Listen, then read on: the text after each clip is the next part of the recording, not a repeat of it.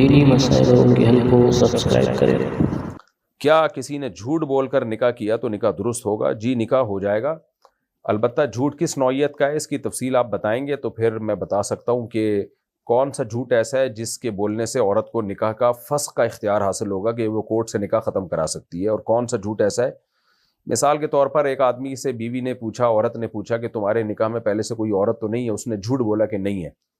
شادی ہوتے ہی عورت کو پتہ چل گیا کہ اس کے تو نکاح میں بیوی ہے، تو عورت اگر فوری طور پر علیحدگی اختیار کر لے اور کورٹ میں ایک مقدمہ دائر کر دے کہ مجھے اس سے علیحدگی چاہیے کیونکہ اس نے مجھے دھوکہ دیا ہے، تو پھر کورٹ ایسی صورت میں اگر تنسیخ کر دیتی ہے نکاح کی تو یہ جائز ہے،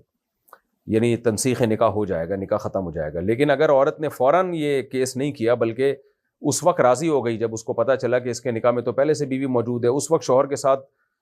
رہنے پر راضی ہو گئی، یا کوئی بھی ایسا عمل کیا جس سے پتہ چلا کہ بھئی یہ اسے شوق تو لگا ہے لیکن یہ چلی گئی ہے میاں کے ساتھ، پھر اس کے پاس یہ رائٹ نہیں ہوگا۔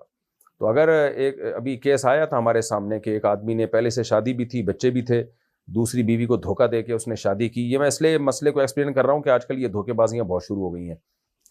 تو پہلے سے بیوی بچے موجود تھے، دوسری بیوی کو اس نے بتایا کہ میں کما رہا ہوں، اور شادی ہوئی، تو شادی کے بعد اس خاتون کو پتہ چلا کہ یہ تو پہلے سے میرڈ ہے اور اس کے بچے بھی ہیں، تو ایسی صورت میں فوراً اگر عورت علیحدگی اختیار کر لے اور کہہ دے کہ میں نے نہیں رہنا اس کے ساتھ، اور کورٹ سے پھر وہ تنسیخ نکاح کروا لے تو ہو جائے گا، یعنی نکاح ختم ہو جائے گا۔ لیکن اگر وہ چلی گئی اور پھر ایک دن کے بعد جا رہی ہے کورٹ، پہلے شوہر کے ساتھ رہ لی، ایک رات گزار لیا، یا ویسے ہی چلی گئی کہ چلو کسی بھی طرح سے زبان سے یا اپنے عمل سے ظاہر کر دیا کہ اسے علم ہونے کے بعد بھی یہ شوہر کے ساتھ رہنے پر ایگری ہے، تو پھر بعد میں اگر وہ ایگری نہیں ہوتی تو اس کا کوئی اعتبار نہیں ہے، پھر تنسیخ نکاح نہیں ہو سکتا۔